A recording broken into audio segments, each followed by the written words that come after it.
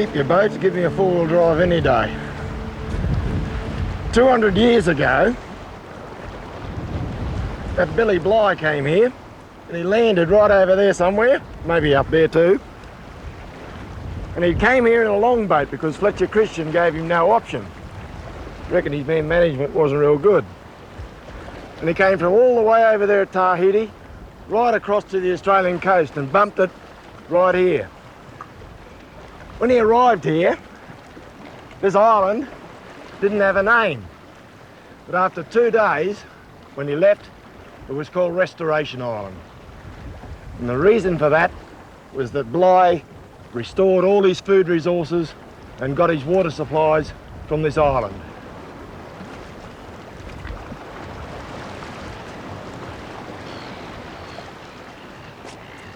Bligh reached the island halfway up the east coast of Cape York Peninsula after surviving for 4 weeks in an open longboat with 18 men. And I suppose they couldn't believe their luck when they hit this place. Native fruits, nuts, yams, as well as prolific bird life. An uninhabited island which turned out to be a supermarket. Things haven't changed much, even today. In fact, the black lip oysters were the very first things that Bligh and his men got stuck into.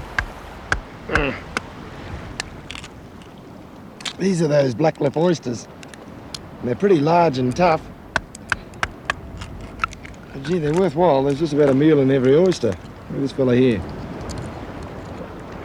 Bligh was pretty lucky that he landed here because the distribution of these oysters is pretty restricted. There you go. Whoop. Get another one. You can see that all the rocks around here have got these fellas on them. We've also got the old milky oysters over there, but these are the attractive ones because of their size. They're very high in iodine too. And gee, this one. I've opened some over the years and found a little bit of a pearl shell in some of them. I don't think I'll have that luck today, but I was saying about that iodine. There's one there. Very high in iodine.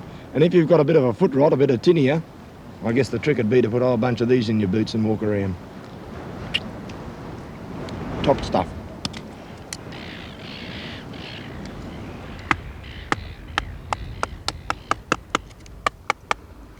There we go. That's him there. Just cut him away. There he is there.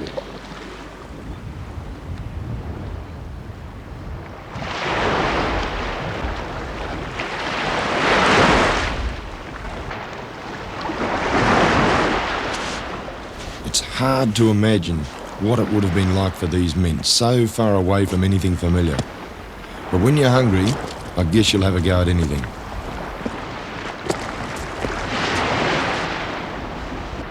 When you have a look at Bligh's diary and have a bit of a read through it, you can botanically key out some of the species that he ate while he was staying here on restoration. One of them was this fella here. That's the wong-eye plum. And it really comes from way up in the Torres Strait. Up there they've got a bit of a legend for it. They reckon once you eat it, you've always got to keep coming back. And of course that's what happened to Billy Bligh. He got back to England, they dressed him up as a governor and sent him back out to New South Wales. So I guess they might be right up the top end there. A few years later, maybe 60, a bloke called Kennedy, over there on the mainland just over that way, was having a whole bunch of trouble trying to survive.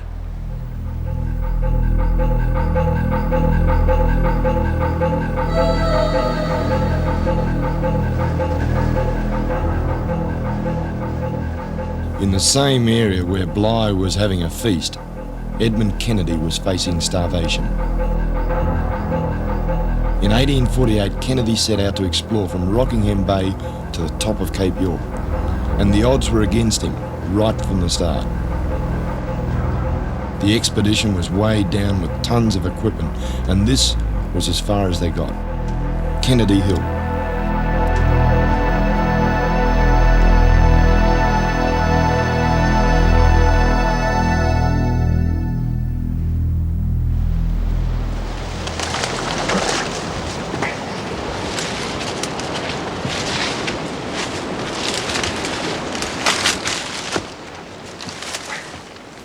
going's hard enough here with just a pack on your back, but Kennedy had the works.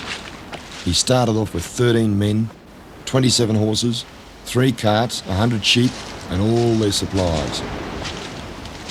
After months of struggle, 10 men finally made it to the top of this hill. Still hundreds of miles short of their destination. They were too weak and too scared of the Aboriginals to move into the bush and to look for food. And one by one, they died.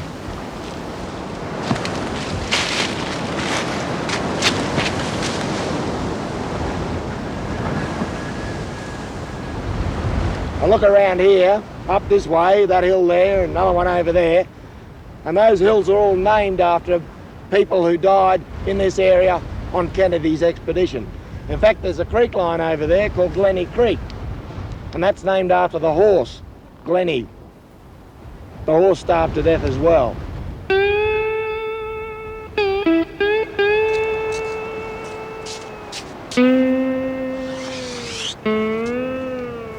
This is how my work really started. I always wondered why Kennedy and his men perished, why they died with so much tucker around them. William Bligh managed okay because he landed right in the middle of a supermarket, over there, off the coast. Kennedy, on the other hand, was a couple of miles inland, and he never made any real attempt to bring his men down onto the coastline. Well, it seems the main reason for that was his fear of the Aboriginals, and they were the very people who could have helped him the most.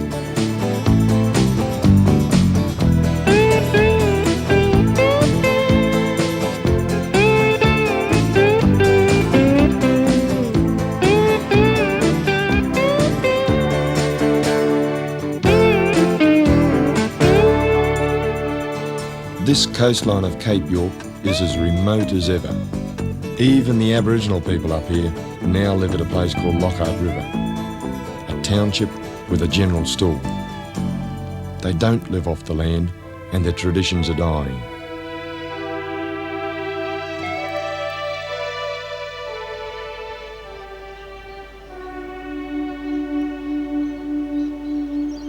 Some of them used to live at the old Lockhart River mission. It's a remote tropical paradise which has now fallen into decay. It was abandoned in the 60s when the Anglican Church handed over control to the Queensland government. But while the mission itself has died, the land around it is as rich as ever.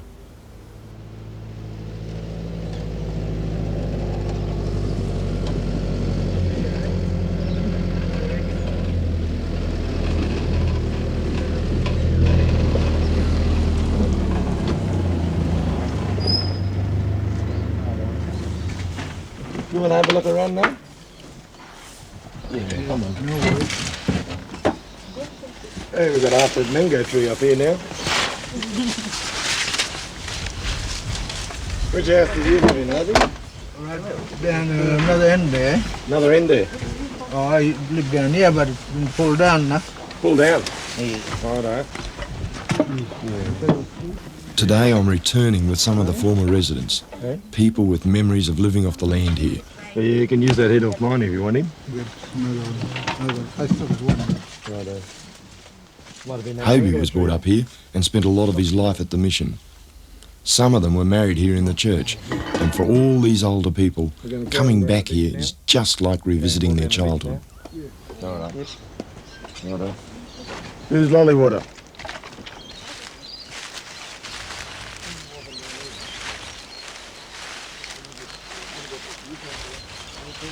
Even the older people feel a bit like strangers here now, but it shouldn't take long for it to all fall back into place. Just out here for the crayfish. Yeah. Oh, crayfish now. Yeah. More further. We might have to go other side. Yeah. I don't know how far it's tired of what to start going out or coming in. Oh, a little bit maybe. Might be going out still, eh? Might get him later on this afternoon. Yeah.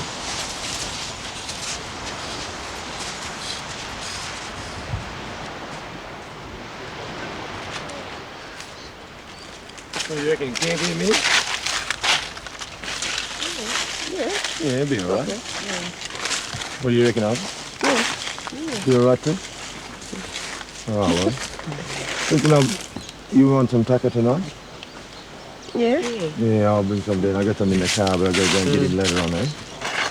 Probably get on fishing. Hey, get a fish in, you reckon? You reckon you catch one? Maybe. Yeah. What colour this crab, Barbie?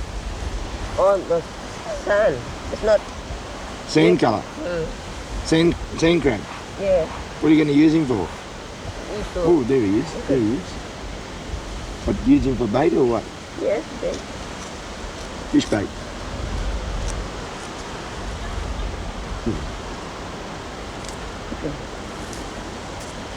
You bite you? You try put your finger. I'm not going to put my... Oh, no. He's all right. Oh, no.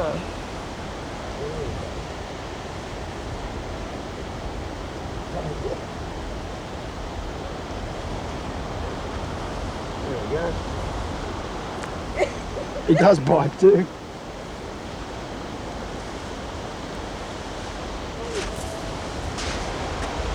All this for a little sand crab. Crikey. There we go. The sand crab used for bait. Put him in the billy and save him for later on.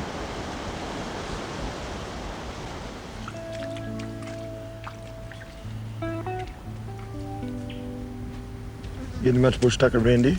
No, not yet. Not even that happy snail or that whelk? Few oysters. Yeah. Don't do much, eh?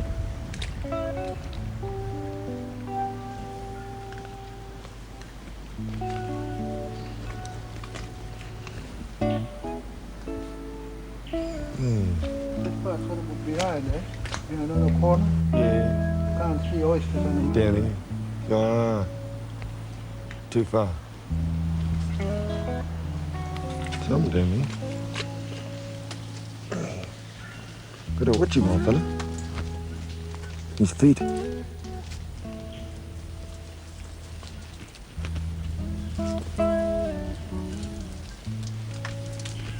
Reckon it might be crocodile here? Yeah? There's a completely different rhythm of life here, which an outsider like me just has to adapt to. Each time I come out to these places, it always takes me a few days to adjust. But once I do, it's great. Just slowing down like this gives me time to really observe, because things aren't always what they seem.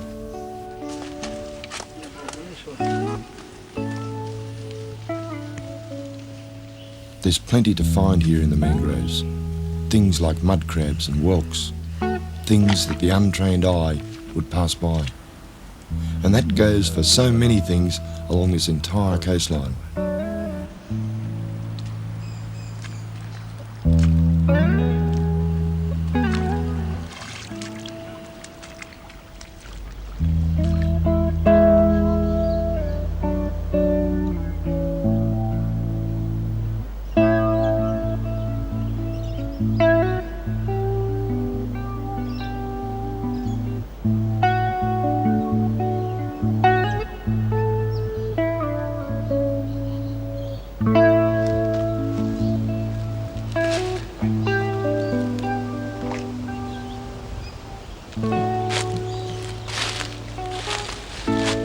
Every now and again, when you're walking around the bush country, you can find something that not only Aboriginal people used, but also white people. And this is one of them. Aboriginals had about 4 different uses for these matchbox beans. White fellas only came up with about 1, I think. Just break him open. Oh, they're a bit scungy, that one's had it. One of the main uses they had was to get these nuts, little brown ones from outside of the pod here, and then they'd crack him open. Like that. And what they'd get is that white inside.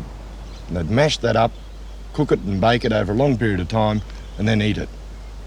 They also had some other uses from the same vine and the same pods. This is a bit of bark off the vine that we saw down there a minute ago. And if we fold that up, just a bit like this, round and round, and then give that a bit of a thump, watching your fingers, and then go and wash that in the water. Now this stuff here has got a chemical in it called saponin, and that saponin is related to soap, so that when you wash it in a bowl of water, you get a froth forming. And you can use it to stun fish. Oh, it's really lathering up well there. Stun fish and collect them and then eat them. Or you can wash it to scrub yourself down, just like you use soap.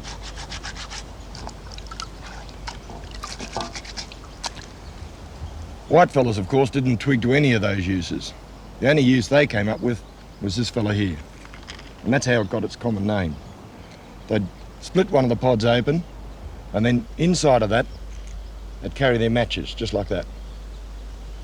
They'd join it together with a little hinge at the back here, and then put a little cord around it. And they'd carry that matchbox holder around their necks. Pretty neat. The string I've got here tying it all together, including the hinge at the back, is all, again, bush string made from this stuff here, the original bark.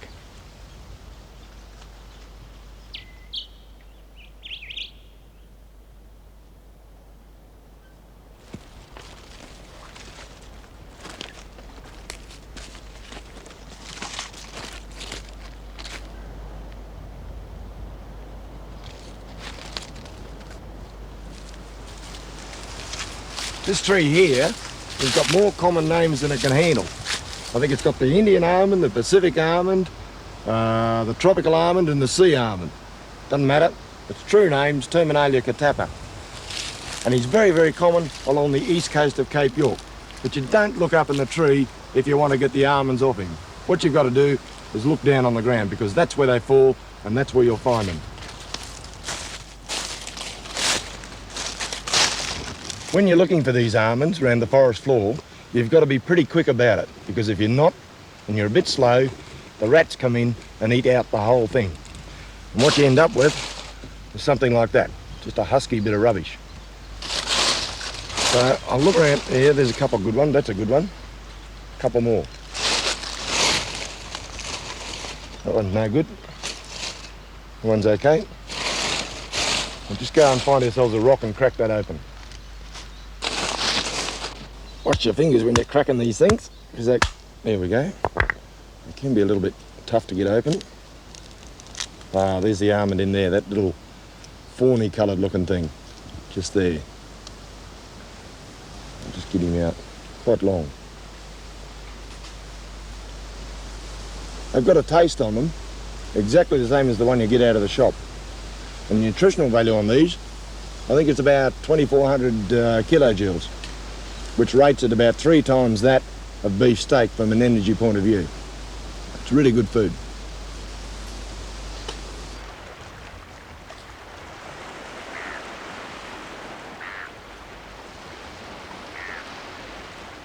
Of course, on the coastal fringe, the best place to find food is down by the water. Things like oysters and shellfish, and if you're lucky, there might even be the odd coconut lying around. But it wasn't always like that. In fact, the coconut trees weren't even here in Bligh in Kennedy's day.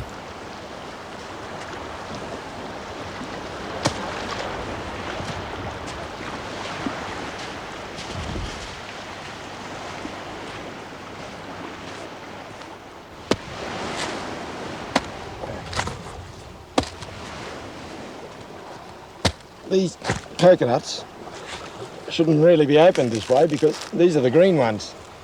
And you don't normally open a green coconut like I'm doing this, but I just did it because it'll give you some idea of the structure of the nut. That's the outside husk, and there's the inside nut, and that's the part we're after.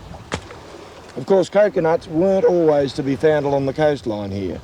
If we go back to old Bligh's diary, he says over there in Restoration that he looked along the coastline, but he could find no nuts anywhere. And there's a good reason for that. What used to happen was when the coconuts were washed ashore, possibly from New Guinea or the Solomons or wherever they came from, the Aboriginals would come down the beach, grab hold of the nuts and eat them straight away, long before they ever germinated up here along the coastline. These coconuts you see here were in fact planted by the missionaries who established the old Lockhart River mission. I'll just get into this nut a bit more because get rid of that rubbish. That stuff too. I think I might chop this with a machete because there's a point inside here to be made, and it's the juice. The juice in this nut is in fact quite sterile.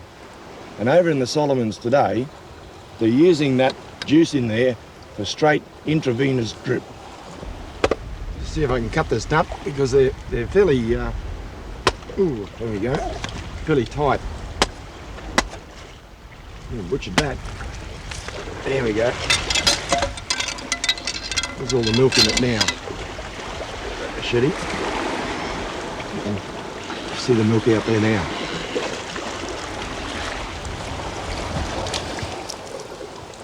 Delightful stuff.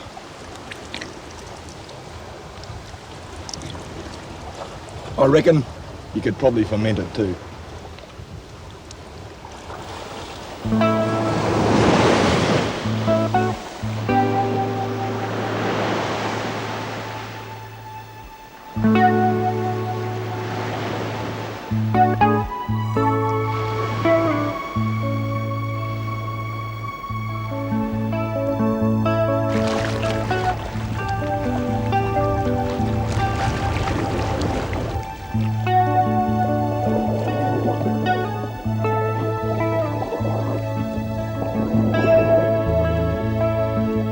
The obvious thing to eat here is the seafood.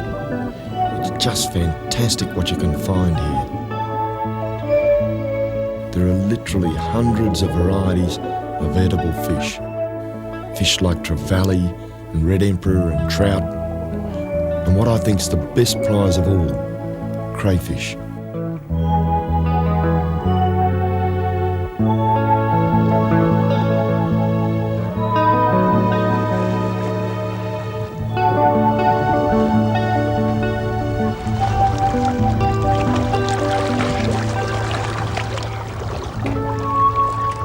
This fella here is the painted cray, and you can tell why he's got that name. He's kicking a bit at times. All that bright blue colour on the back, tremendous. And this is the tail here. This has got all the meat in it. I'll just show you underneath. Oh, careful. There's the meat there. You can see it across the abdomen. They're very, very common around this part of the coastline, and you've got to dive for them, of course, to capture them. The problem is, of course, that when you capture them, they kick and squeal literally, because of these feelers here. And that squeal attracts the sharks. So I reckon I'll get out while I'm ahead and leave it at one.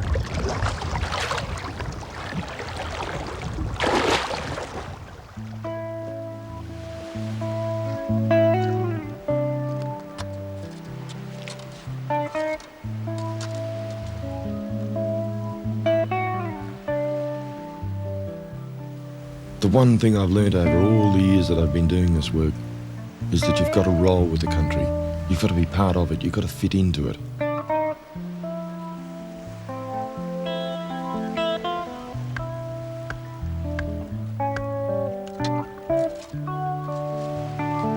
Early exploration in Australia was one of almost a military campaign. The individuals took on the exploration with an aggression, an arrogance. You can see that by the equipment they took and their approach to going across the land. It was one of going out campaigning and conquering. There's no way you can conquer this country. You've got to fit in with it.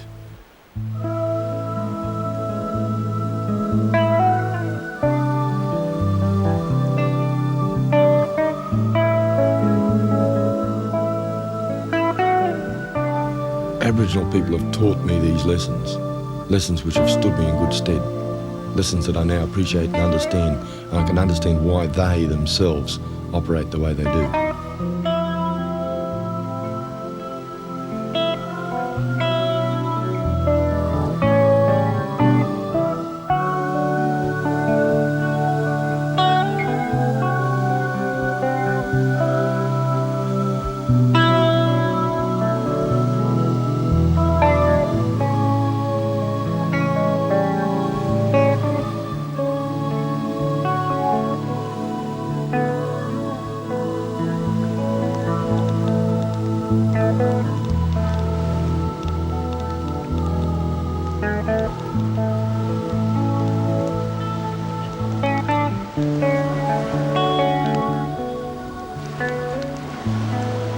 Just drop him straight in, Ivy. Put him straight in like that. Like that way. Or other way. That way. That looks pretty good. We'll give him 5 or 6, 10 minutes maybe. Pull him out and eat him, eh? A little bit longer, that one, eh? Yeah. All right. We're This going one is still swimming, eh? to get a little bit longer than that one. Okay. When Bligh was over here on Restoration Island, of course, he didn't realise that these blacklip oysters, which he laboured over on the rocks, and I did the other day as well, could be opened in a very, very easy manner. And that's simply by putting them on the hot coals of the fire, just like that. In a survival situation, which is what Bligh was in at the time, the expenditure of energy is extremely important. By putting them on the hot coals like that, the heat makes the oyster open right up within a couple of minutes. Thereby, you are saving energy. And that, of course, is very important when you're trying to survive.